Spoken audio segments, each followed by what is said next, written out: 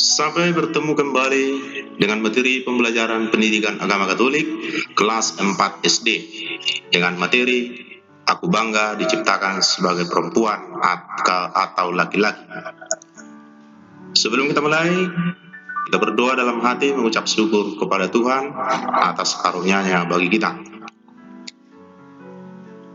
Untuk melanjutkan materi ini,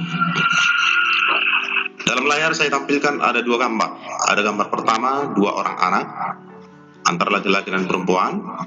Kemudian gambar kedua juga ada laki-laki dan perempuan. Mereka sedang adu konco. Amati gambar ini dan temukan perbedaan. Temukan apa ciri-ciri perempuan, ciri-ciri khusus yang dimiliki perempuan, apa ciri-ciri khusus yang dimiliki laki-laki. Baik secara fisik, jasmani maupun secara rohani.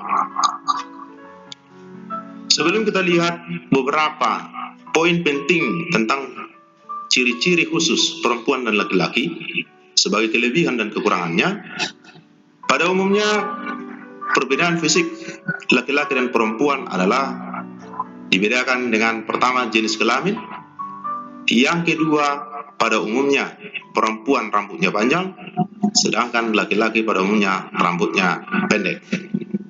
Itu secara umum. Nah, coba lebih jelasnya atau lebih khusus kita lihat apa perbedaan yang dimiliki laki-laki dengan perempuan. Ciri-ciri fisik perempuan dan ciri-ciri fisik laki-laki. Yang pertama, ciri-ciri fisik perempuan: rambut, kulit, bibir sampai ke betis nampak dan bisa dibuktikan perempuan lebih halus. Jadi kalau diraba perempuan lebih halus, sedangkan laki-laki cenderung lebih kasar. Perbedaan yang kedua, perempuan tulangnya lebih kecil, sedangkan laki-laki tulangnya atau ototnya lebih besar. Kemudian perbedaan yang ketiga, perempuan pinggulnya lebih besar, sedangkan laki-laki pinggulnya lebih kecil. Laki-laki cenderung dalam pertumbuhannya yang lebih besar itu adalah dada atau ototnya. Nah, di situ ada dua tabel, dua yang kosong, masing-masing boleh menambahi sendiri sesuai dengan pemahamannya. Itu secara fisik atau jasmani.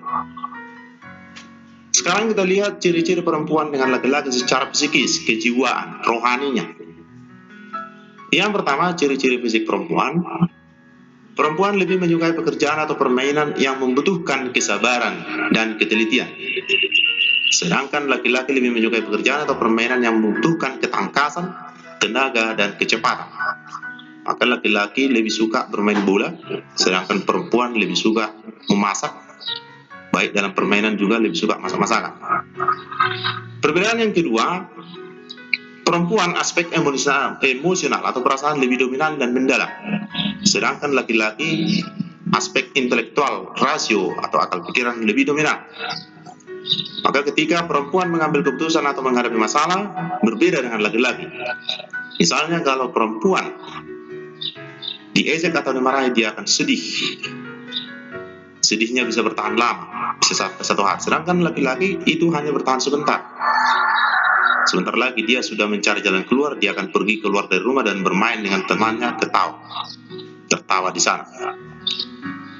Perbedaan yang ketiga, perempuan itu suka merawat, suka memelihara, sedangkan laki-laki suka mencipta atau suka membuat sesuatu. Maka lihat ayah dan ibu di rumah, ayah itu suka bertukang, sedangkan ibu lebih suka merawat. Ada di situ juga tabel yang kosong, diisi masing-masing sesuai dengan pendapatnya masing-masing nanti dalam catatannya. Selain perbedaan kedua yang tadi, perbedaan fisik maupun psikis, kita lihat juga dalam masyarakat ada perbedaan kodrati, ada perbedaan pandangan masyarakat. Kalau perbedaan kodrati itu datangnya dari Tuhan, tidak bisa diubah. Misalnya perempuan itu harus mengandung, atau bisa mengandung, bisa melahirkan, bisa menyusui. Sedangkan laki-laki tidak bisa menggantikan itu. Itu perbedaan kodrati. Sedangkan perbedaan pandangan masyarakat dan perbedaan pandangan masyarakat itu mungkin sudah tidak berlaku lagi sampai sekarang, walaupun masih ada. Misalnya menganggap perempuan itu lebih rendah dari laki-laki. Laki-laki dianggap lebih berharga. Itu pandangan-pandangan budaya masyarakat. Dan masih banyak pandangan-pandangan yang lain, contoh-contohnya dalam hidup sehari-hari. Pandangan itu tidak bertahan lagi karena ajaran kekristenan mengajarkan tidak demikian. Menurut pandangan Kristiani bahwa laki-laki dan perempuan itu sepadan, sama derajat, sama-sama citra Allah. Kita lihat bagaimana gereja menghayati itu dengan membuka kitab suci. Masing-masing buka kitab sucinya di Rumah Kejadian bab 1 ayat 26 sampai 31. Kita lihat kisah penciptaan manusia. Baca dalam hati.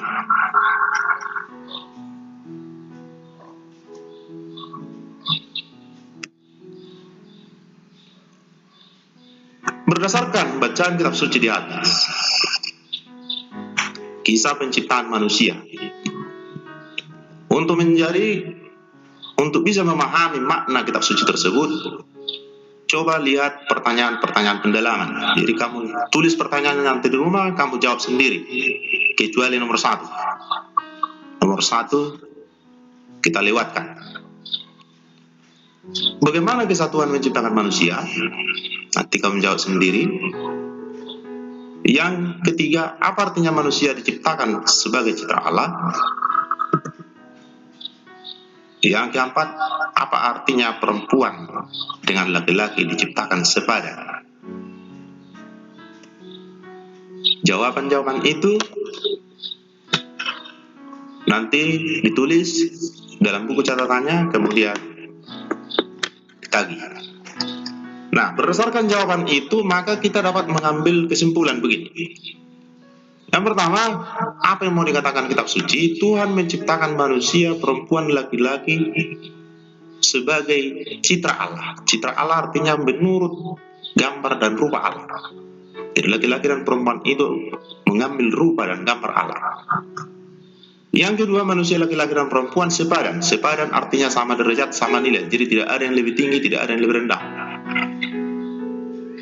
Keduanya harus saling melengkapi. Yang ketiga, kita diciptakan Tuhan sebagai perempuan atau laki-laki dengan segenap jiwa, raga, bakat, dan perasaan. Artinya mempunyai martabat yang luhur. Itulah yang kita sebut dari citra Allah, mengambil rupa dan gambar Allah. Yang terakhir, Tuhan menghendaki agar kita ikut serta mewartakan kasih dan kebaikannya kepada orang-orang di sekitar kita. Tujuan Allah menciptakan manusia itu baik laki-laki maupun perempuan. Beranak cuculah dan bertambah banyak, taklukkanlah bumi, dan seterusnya, untuk menyempurnakan ciptaan Tuhan. Yang terakhir menjadi bahan permenungan, juga buka kitab sucinya, Kejadian bab 2 ayat 21 sampai 22. Bandingkan nanti dengan hasil renungan ini. Tuhan Allah menciptakan Hawa bukan dari tulang kepala Adam, yang artinya untuk dipuja dan didewakan setinggi-tingginya, dan juga bukan diciptakan dari telapak kaki Adam untuk direndahkan atau diperlakukan sesuka hatinya. Akan tetapi Tuhan Allah menciptakan Hawa dari tulang rusuk Adam supaya mereka berdampingan sebagai teman yang sepadan, sama derajat, dan saling melengkapi.